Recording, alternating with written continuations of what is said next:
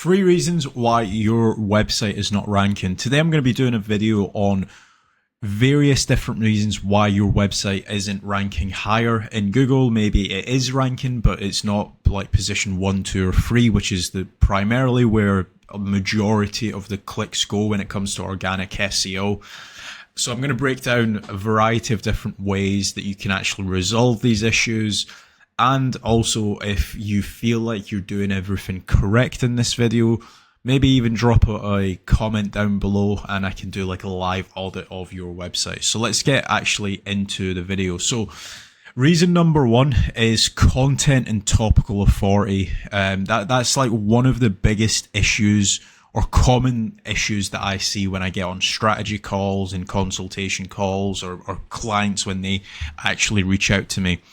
One thing that I have actually done is yesterday's video. It was literally uploaded 21 hours ago on how I build topical maps. I'll have a link to this in the description as well. I actually show you how to plan out a topical map step by step, the importance of a topical map, what it actually does for your website. And it's 30 reasons, it's 30 minutes for a reason, because it's not a quick thing to actually plan out, but it's well worth the watch. If you guys did watch that video, or if you guys haven't, this is basically what I'm showing you guys to plan out on how to actually build out a topical map.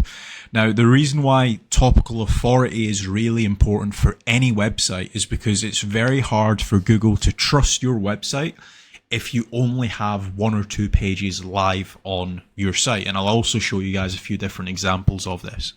So if we take a look at this website, this is a dental practice in San Francisco. Just a random website I pulled out.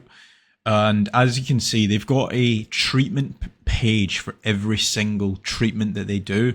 Now, obviously, you can be a lot more thorough, but a lot of websites that I look at now, they don't actually have all of their services listed as actual dedicated pages. They'll just have like /services, and it'll have a list of maybe 6 or 7 different services. But as you can see, they've got actual dedicated landing pages going after all of the treatments that they actually provide. So like, for example, Invisalign treatment, they've got glow teeth whitening, and they've got cosmetic dentistry, and so on. So this is what your website should be looking like from a topical authority point of view.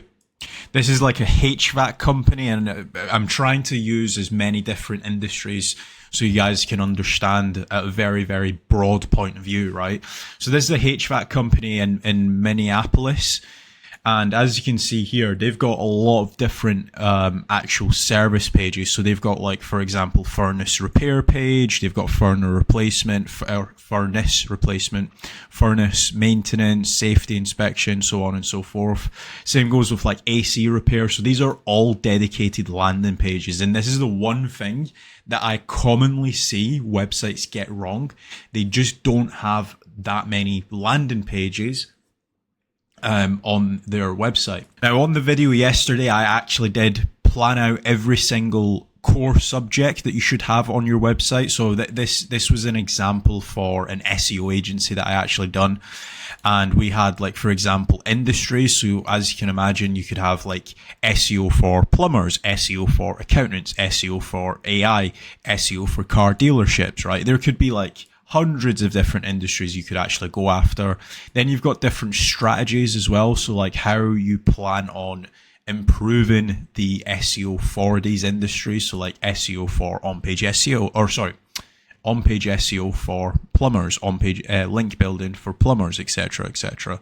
Then you've got the tools that you would be using, case studies that you should have live on your website, and also more educational content. And then you've got news as well. So typically, a lot of websites would fit this mold, in the sense that if you are a service-based company, you're going to want something very, very similar. You might obviously tweak certain bits, but majority, like I would probably say 99% of websites that are ranking well follow a very, very similar pattern when they plan out their actual pages on their website. And again, just to reaffirm everything that I've just been saying for like the past 5 minutes, this is a law firm in Miami, I believe. I think it was, yeah, Miami law firm. They were ranking position number 2 for Lawyer Miami. So you just know they're doing well. And if we take a look, as you can see, they've got a variety of different services that they actually offer. So for example, if we click on motor vehicle cases, you will very quickly realize that they do motor vehicle claims. Then they've got personal injury claims, product liability, so on and so forth. So every single website that's ranking well, especially in local, follows a very, very similar mold when it comes to planning out their topical authority and building out their SEO optimized pages. Issue number 2 that I see most is thin content pages. So once you've actually planned out these pages, or let's say, for example, we were doing the SEO for this, right? And you've got, let's say, 60 or 70 pages that you want to actually publish on your website, landing pages live on your website, blog articles, service pages, so on and so forth. A lot of people, they will write not enough content on their actual website. So this is a tool here called phrase.io. There's a variety of different SEO optimization tools. If you want me to do like maybe a video on the best SEO optimization tools, drop a comment down below. But this will actually tell you how much content you actually need to rank. So as you can see here, we're actually scoring pretty high. We've got a 64% rate. Or actually, sorry, we've got a 79% rate. The average of our competitors only have 61%. However, one thing being said, we are actually a little bit low on words. We've got about 800 words. The average is 2,183. So we could definitely add a couple more paragraphs in this content.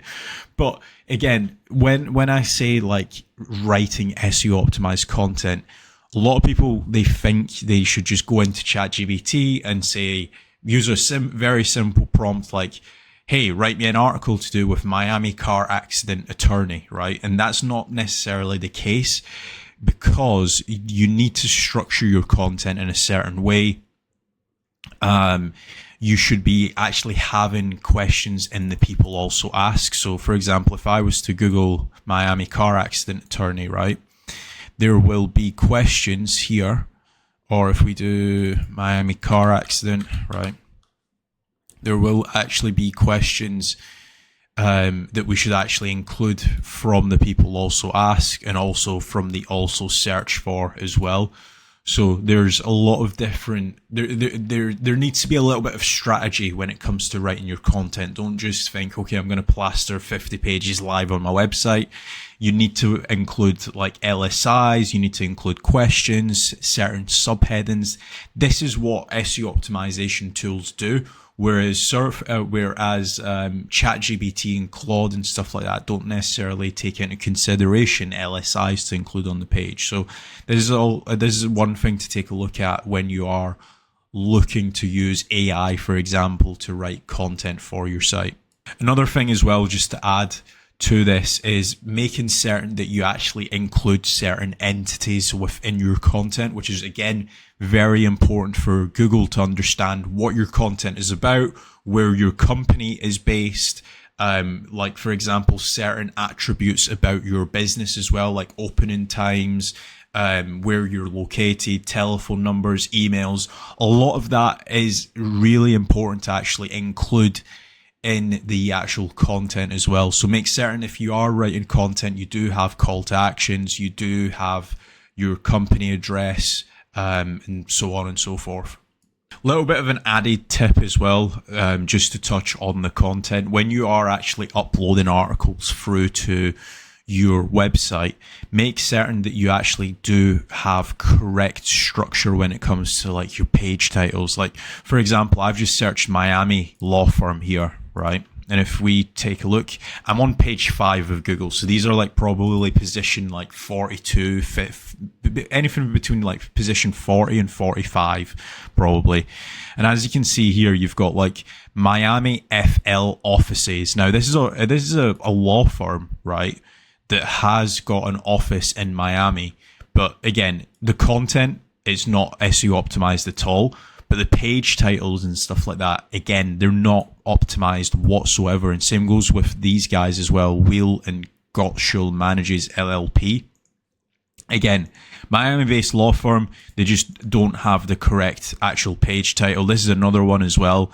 So Cozen O'Connor, for example, like these guys, they've got a Miami-based office. They're a law firm. They actually do have a lot of things right, for example.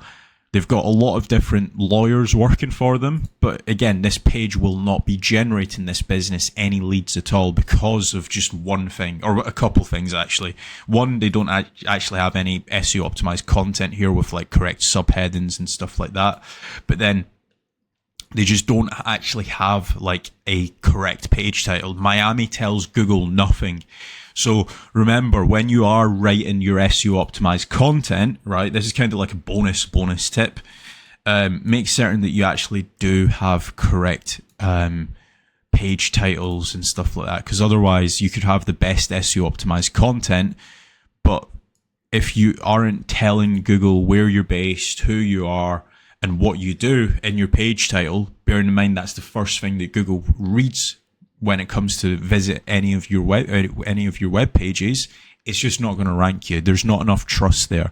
Now, obviously, these guys, they do actually have a lot of what I've just said. They've mentioned their brand name, where they're based, what they do. However, they are on page 5, but as you can see, there's a lot of different examples here that don't actually have a correct SEO optimized page title. Now, on to our other website that I just used as an example. So again, when I'm doing these videos, I do like to drop down to like page 4 or 5 for a keyword to try and figure out why certain websites are not ranking, because I think that when I do certain stuff like that, that's when these videos become the most educational for you guys to actually watch and listen into. But as you can see, this is CarrieRodriguez.com. They don't actually have an SSL, but again, you can still rank a website without an SSL. It's not a seriously major problem. The one caveat to that is if you're like an e-commerce store. But this website just does not have enough backlinks. And this is like one of the most common issues that I actually see when it comes to websites not ranking. Like if I was to go to the page 1 for that keyword, which is Miami law firm. Let's take a look at, do you know what, we will take a look at these guys, right? They're position number 3. There is a good law firm. And let's take a look and see what the actual deficit is between the links, right? So as you can see straight off the bat, this is a DR11 website. So the website that's ranking position like 45, 50 is a DR11. It's only got 32 referring domains and 388 backlinks. Now, if we were to take a look at these guys, they're a DR79. And one thing to bear in mind with when I do throw out numbers like DR and stuff, right? This isn't the beyond and end all, because this can be manipulated. So bear that in mind when I do speak about DR in my videos and stuff. Take DR as a pinch of salt, but as you can see, there is a massive deficit in the links. So, for example, these guys, they've got 388.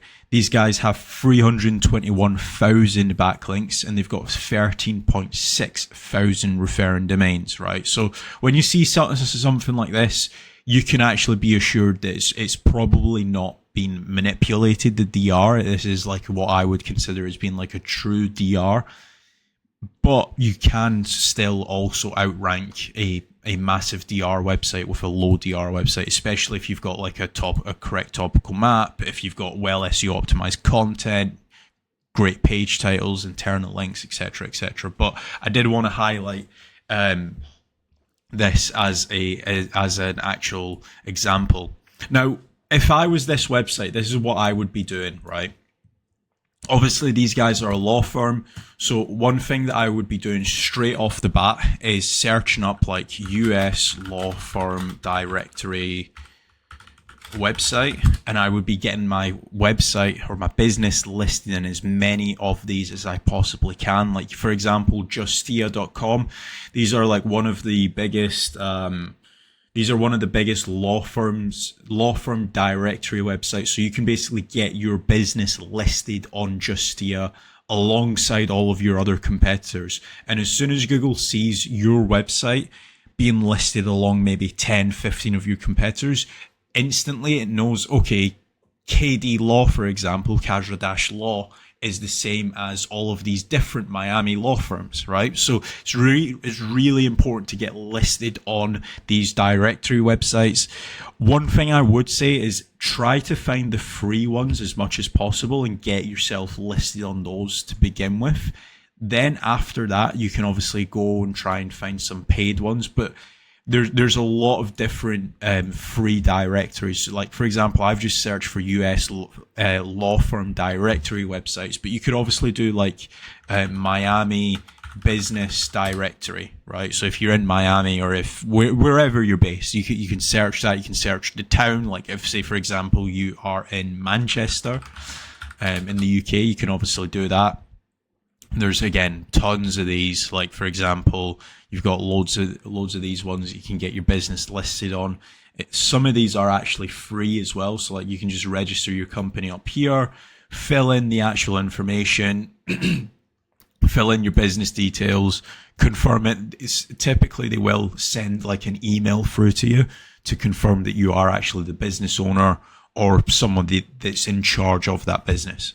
You've also got like statewide business directory sites. So for example, you can search for like, if you're in US, you can search for like Florida business directory website, and you can get listed on a load of these ones as well.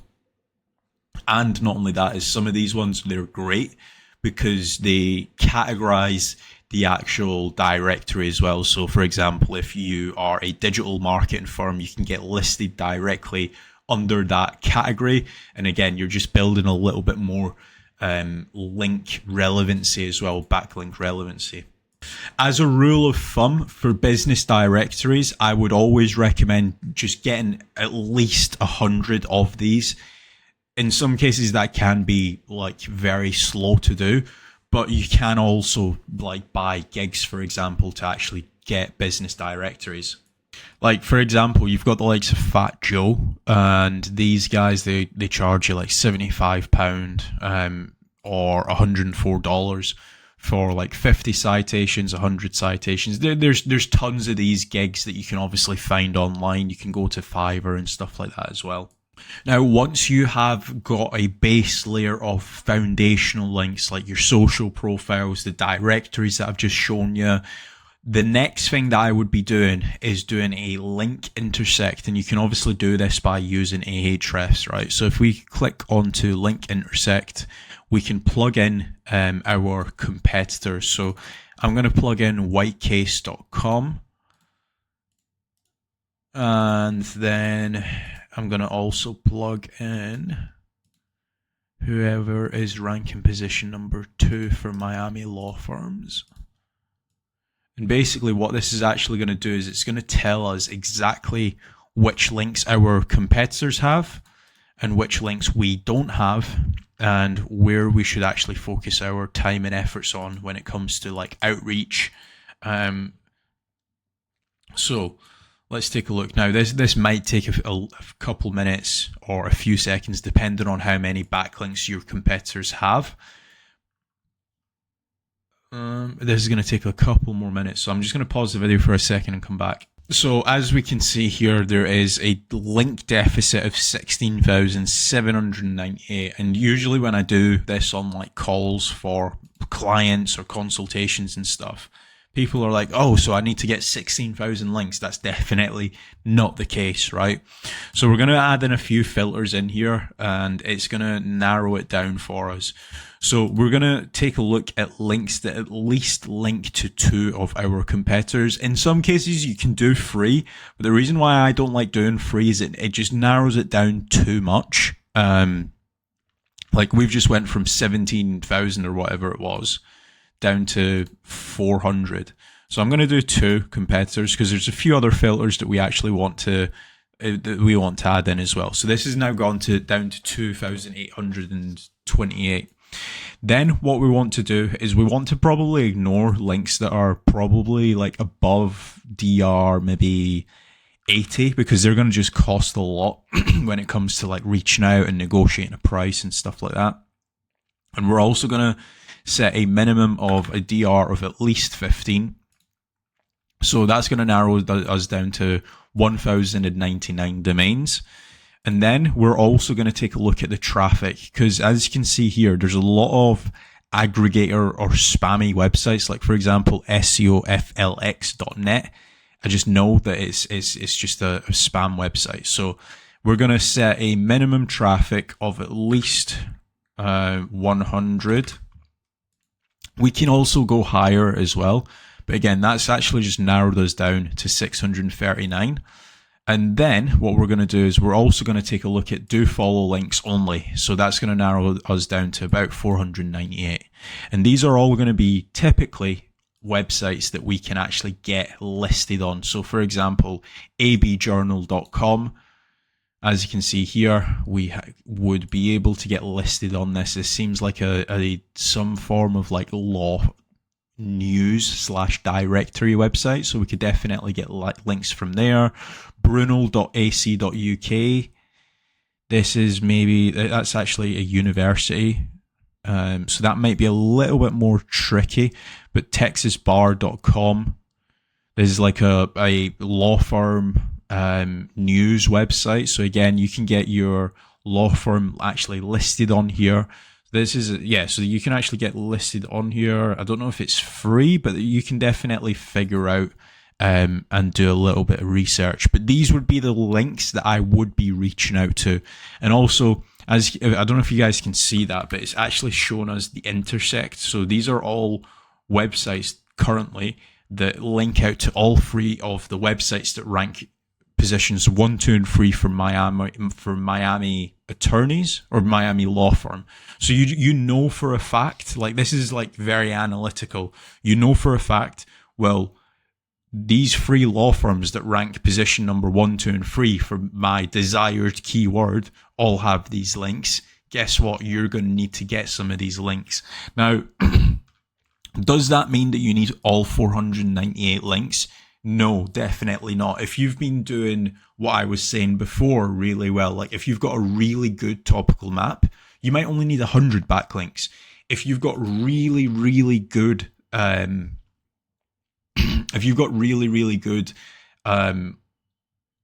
optimized content, then you might only need maybe 65, 70 backlinks to actually start showing up better for your keyword.